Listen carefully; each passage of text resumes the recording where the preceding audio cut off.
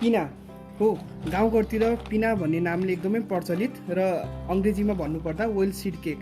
यसलाई हामीले धेरैजनाहरूले गाई भैँसी अथवा बाख्राहरूको खानामा पनि यसलाई मिसाउने गरिन्छ र धेरैलाई थाहा नहुनसक्छ, तर यो पिनालाई हामीले एउटा मलको रूपमा हामीले कौसी खेती अथवा करेसाबारीमा राम्रोसँग प्रयोग गर्न सकिन्छ। यो पिनामा एकदमै राम्रो हाम्रो नाइट्रोजन, यसै गरी हाम्रो अरू मिनरलहरू पनि एकदमै हाई हुन्छ पिनामा, त्यही भएर यो बिरुवाको लागि एकदमै राम्रो हुन्छ यो पिना।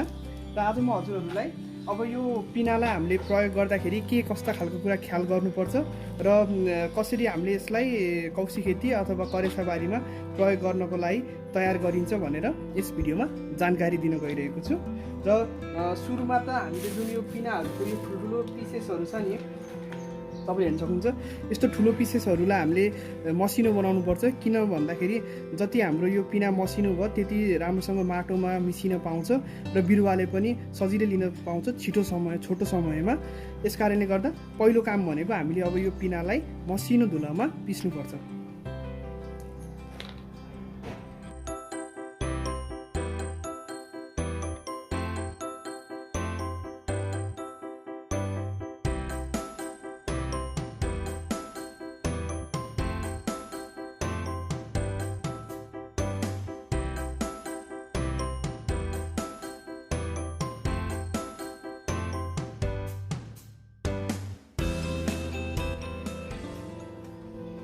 तपाईले हेर्न सक्नुहुन्छ हामीले पिनालाई राम्रोसँग पिसिसकेका छौँ र हामीले यसलाई यत्तिको धुलोमा गरिएको छ। यो पिना पिस्न अलिक गाह्रो नै हुन्छ, यस कारणले गर्दा हामीले धेरै मसिनो बनाउन सकिएन। यत्तिको धुलो भयो भने त काफी नै हुन्छ पिनाको लागि। र अब यो पिनाको धुलोपछि मैले 3टा मिश्रणबाट यो मल तयार गर्न लागिरहेको छु। अर्कोमा छ हाम्रो खरानी, जुन हाम्रो काठहरू बाल्दाखेरि आउने खरानी हुन्छ, तपाईँले हेर्न सक्नुहुन्छ मैले अर्को खरानी लिएको छु। र तेस्रो चिज मसँग छ यहाँ भर्मी कम्पोस्ट। तपाईँले हेर्न सक्नुहुन्छ यो गडेउला मल, मैले यो आफैले घरमै बनाएको गडेउले मल हो यो गडेउले मल। र यी मध्ये 3नै चिज मल हुन् हाम्रो बिरुवाको लागि। हामीले यदि हजुरसँग यो भर्मी कम्पोस्ट छैन भने पनि केही भएन, हामीले पिना र खरानीको धुलो प्रयोग पनि गर्न सकिन्छ। र यदि यो 3टै चिज भयो भने अझै राम्रो खालको मल हामीले तयार गर्न सकिन्छ। र यी मध्ये हरेक 1 चिजलाई पनि हामीले आफ्नो कौसीमा अथवा बारीमा प्रयोग गर्न सकिन्छ। र हामीले अहिले मिश्रण बनाएर प्रयोग गर्न लागिराखेको छौँ। अब यो मिश्रण तयार गर्नको लागि हामीले 1 भाग यदि हामीले यो पिना लिएको छौँ भने हामीले बराबर नै भाग हामीले गडेउलाको मल भर्मी कम्पोस्ट लिनुपर्छ र हामीले 2 भाग खरानी लिनुपर्छ। अब हामीले यसलाई मिश्रण गर्नको लागि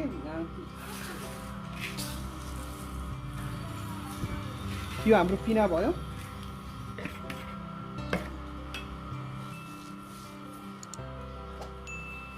र हाम्रो यो गडेउला मल,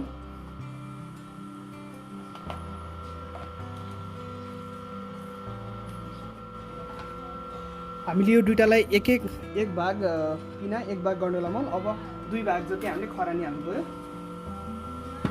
म यही भाँडोले जोखेर हाल्छु।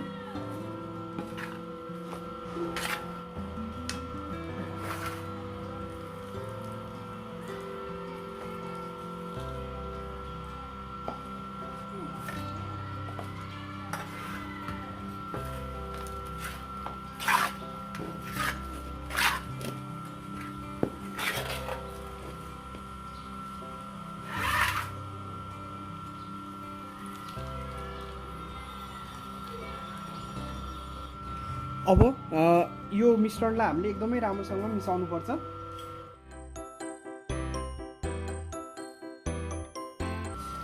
अनि यो जब हामीले यसलाई मिसाउँदाखेरि जुन हाम्रो यो अलिअलि कोइलाहरू बाँकी रहेको हुन्छ, यो कोइलाहरूलाई नि फुटाइदिनु होला हजुरहरूले। यसरी हातले कोइलाहरूलाई नि फुटाइदिनु होला।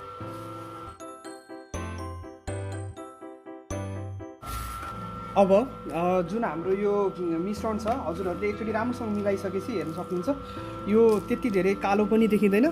खरानीले गर्दा हल्का सेतो देखिन्छ र हाम्रो भर्मी कम्पोस्टिङले गर्दा हल्का कालो कालो।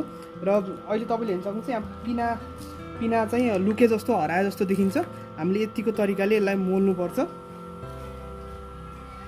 अनि यो गरिसकेपछि अब हाम्रो यो पिनाको जुन हाम्रो यो मल छ यो तयार हुन्छ। हेर्दाखेरि यो एकदमै थोरै हामीले घरमै पाइने उपलब्ध हुने सामग्रीबाट बनाइएको छ, तर यो निकै नै प्रभावकारी हुन्छ।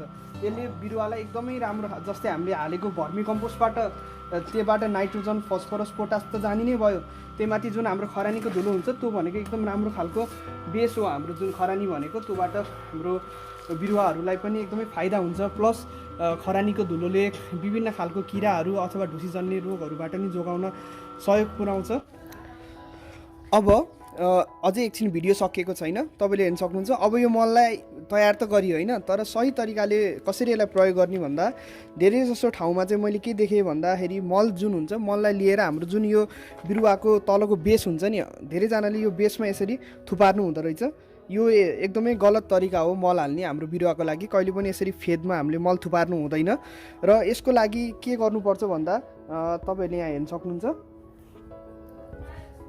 जस्तै यो मेरो टमाटरको बोटोहरूमा तपाईँले हेर्नु, मैले सानो टमाटरहरू पनि लगाएको छु र यहाँनिर चाहिँ यो निकै नै वयस्क भएको ठुलो खालको टमाटर छ।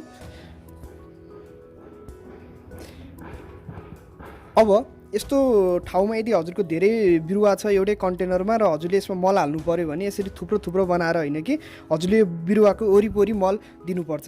जस्तै यसको लागि तपाईँहरूले यहाँ हेर्नुभयो भने मैले यदि यो बिरुवालाई सही तरिकाले दिनको लागि यो साइड छ नि, यता हेर्नु त, यो साइडतिर र यो साइडतिर मैले खाँचाहरू जस्तो बनाउँछु माटो झिकेर यसरी। अब जुन हामीले यो यताको ग्याप बनायो नि, अब यो ग्यापमा बल्ल हामीले अघि तयार गरेको मललाई यसरी राख्नुपर्छ। र मल राखिसकेपछि अब यसलाई छोपिदिने हो यसरी। अब मललाई छोपियो।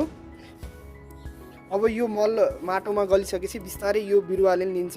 अब जसको जरा बढी फैलेको हुन्छ त्यसले वरिपरि रिच भएर आफूले मल लिन्छ र यो बिरुवाको लागि पनि यताबाट मल जान्छ र सबै बिरुवाको लागि हुन्छ। र यो मल राखिसकेपछि बिर्सिनु नहुने कुरा भनेको यसमा सिँचाइ गरिदिनुपर्छ। हल्का पानीले हजुरले भिजाइदिनुपर्छ, किनकि पानी नभइकन जीवनै सम्भव छैन। यो पानीले मल गलाउँछ र माटोमा जब मलिन हुन्छ अनि बल्ल बिरुवाको जराले लिन सक्छ त्यो मललाई। र हजुरहरूले हल्का पानीले भिजाइदिनु नै पर्छ मल राखेको ठाउँमा। पिनालाई आफूले कौशी खेती अथवा करेसा बारीमा कसरी मलको रूपमा प्रयोग गर्न सकिन्छ भन्ने जानकारी यदि हजुरलाई राम्रो लागेको छ भने यस भिडियोलाई लाइक गरिदिनु होला, हाम्रो यस च्यानललाई सब्सक्राइब गरिदिनु होला र अझै कृषि सम्बन्धी जानकारीको लागि फलो गर्दै गर्नुहोला। हाम्रो देश, हाम्रो कृषि। Thank you. Thanks for watching.